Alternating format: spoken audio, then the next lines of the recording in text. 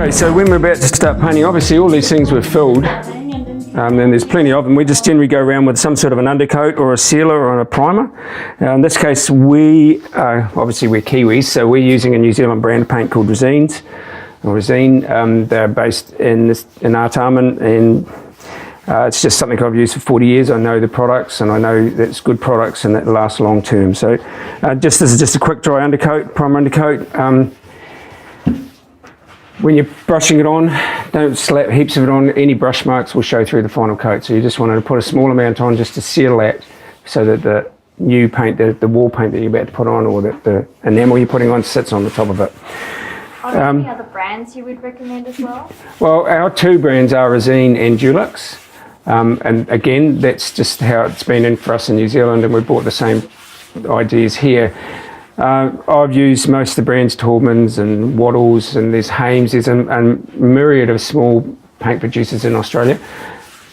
From what I can see, most of them have some decent quality paints. I can't say a lot about all of the brands, but what I've used, generally they're as good as the next guy. And a lot of it just comes down to personal preference. Like I say, for me, Dulux, Resine, they're my two go-to brands.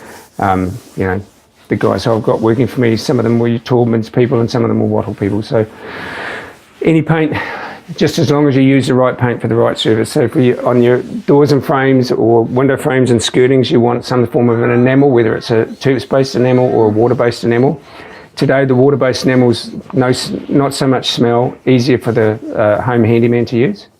And they will a little more forgiving, and they will dry a lot faster. So you stand around time, waiting time is better. We use low sheens on our walls, so that gives a fairly flat surface, that you can't see any patches of plaster underneath. And we use flats on the ceilings. Generally, they're paints that are designed for ceilings. You know, they're called ceiling flat, and they're designed specifically for that task. If you're working, I would recommend that if you're going to paint in a bathroom ceiling, that you use some form of a water-based enamel. They're now making them in mattes and low sheens and semi-glosses and glosses. So you can still put a matte on your bathroom ceiling if you don't want to shine, but it'll be water-based enamel, and you'll be able to wash it when you're done. Resines make all those sort of things, and I'm assuming that everyone else does as well. I know Dulux have just started making the low sheen, water-based low sheen. So you paint as your preference, and I guess based on cost, from our perspective, paint is the cheapest part of the job. Labour is always the most expensive part of the job. So I'm happy to spend and pay for the best quality paint I can afford to buy.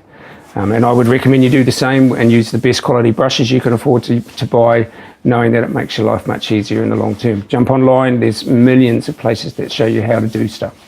You know. And how about the skirting boards? Would you recommend going in a different sheen?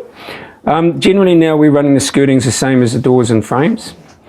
So that's a low sheen. These ones, they've got semi-gloss on, and we're going to repeat the process and put a semi-gloss onto them. Again, it just makes it a bit easier to wipe them down, because dust will always settle on the tops of these sort of things, and it means you can actually wipe your skirtings, and it's a shiny surface, so that it's easier to keep clean. So. Okay. And then after the primer, so that's the primer. Yep.